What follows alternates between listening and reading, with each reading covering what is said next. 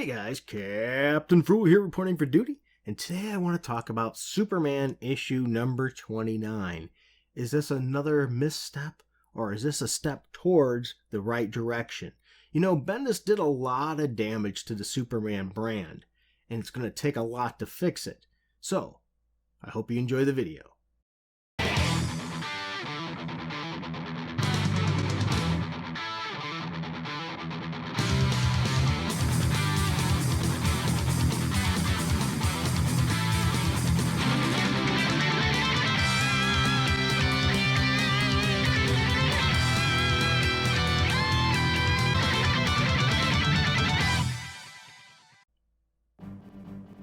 So, Superman issue 29. Is this another step into the disintegration of Superman and his legacy? Is this another mishandling like we had with Brian Michael Bendis? Or is this a step leading us to the right direction? Now, I know we're going to get some hate down below because the Brian Michael Bendis comments. So let me preface this. My thoughts on the Bendis run. The Bendis run was mediocre at best. The artwork was really good for most of it. But where it fell down was the storytelling. Superman's an interesting character, and he has an ability to really stand out if DC continues to try to capitalize it. You know, how many superheroes do we have today that have a married superhero? How many stories do we have of this? Most of them are single. So Superman has this interesting dynamic. You know, we used to have that with Spider-Man, but of course Marvel pulled that away because they figured readers don't care about a family. But you know what? That's what makes Superman special, and it has for the last few years. People have really, in general, been digging the family dynamic. But when Bendis came aboard, well, he really obliterated a lot of that, especially when he aged up Jonathan Kent, really taking away a lot of what readers were enjoying. They loved the Super Sons. They loved seeing the growth of Jonathan. They loved seeing the father-son relationship.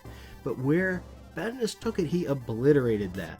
Well, in this issue 29, we have a different writer. We have Philip Kennedy Johnson as the writer.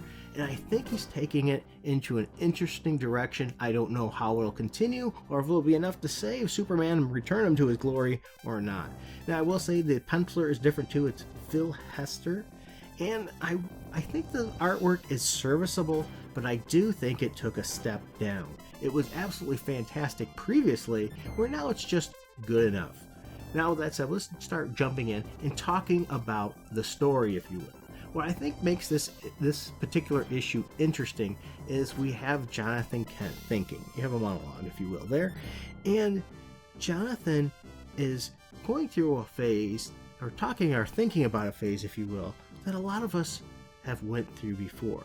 You see that parent, that parent figure, and you see them as invincible. They can do no wrong, and they can't be harmed. They're always going to be there, and so you have that security blanket.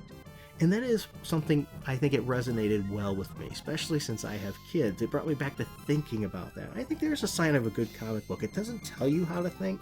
It gives you things to think about and makes you come up to your own conclusions. Well, anyway, Jonathan's thinking about that, you know, and how his dad being Superman, and he sees him as Superman. But then he sees something happen, and sees his father get hurt. And then that starts to make you think. It starts to make you wonder and question what you believed in before. Is that parent or guardian always going to be there? Are they really that invincible? It starts showing you your own mortality, if you will. And then the story goes in even a farther, deeper direction, where you start to figure out that Jonathan has seen the future, well, because, you know, he was there with the Legion of Superheroes. And he sees, and he knew what happened to Superman, or at least he thinks he does. And he didn't like what happened, and it's coming soon. So you see some true, real connection with father and son. You get that emotion. So this isn't just a comic book of heroes beating each other up, or heroes beating up enemies. Yeah, I said heroes beating each other up because that's a common thing in comics, so don't at me there. Beating up the enemies, but yet we still see some emotions, some character development. I think that's what people tend to miss. When people argue and discuss a character, like when the character's replaced and they don't like it, it's because they threw in and shoehorned some character that nobody knows. People like characters that they grew up with, or learned and read a great deal about. They grow up and get those connections. They want to see those characters develop. They don't want to see him deconstructed continuously. Sure, once in a while, a little deconstruction, some hardship is great, but when it's constant deconstruction, we don't want to see it. We want to see that growth, and we started seeing that with Superman through the marriage, then having a kid, and we really got to see that growth. I think it's what upset people was when that growth was taken away, and we see Jonathan Kent return as a much older Jonathan Kent. We lost a lot of those formative years of greatness, and I don't know if we'll ever get that back. I don't know. I don't know what DC's going to do. It doesn't look like they plan on it anytime soon, but it is a dynamic a lot of people enjoyed, myself included. The author's writing, I think, really stood out in several key components and areas of this book. One of them, for example, is the Golden Age is a wonderful thing, but it doesn't last forever. Kids grow up, and their fears grow with them. Little seeds that sprout in the shadowy recesses, quietly whispering, "Are we really safe after all?" There is something about when you find that people that you knew and you grew up with start passing away. Your mortality really starts to show. I think maybe that's why we feel most of the time when we're younger that we're indestructible and we do silly things. I know I did my share of silly things, and I'm paying for it today with arthritis, mind you. But it really, really hit home with me. Another page in this particular issue that stood out was this discussion when the father and son were flying together and just having a chat. We had Superman say, "I know you're not a kid anymore, John. It's just been hard on us, thinking about all the time we lost with you." Boy, and to lose a child for a long period of time and have him come back has to be very, very rough. We then have, "I get it, it's not the same, Dad, but I saw a lot of you in the future.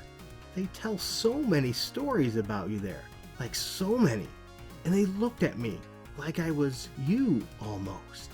And you could see the tears in his eyes. That part wasn't great, honestly. I hate when people call me Superman or ask me when I'm gonna be Superman.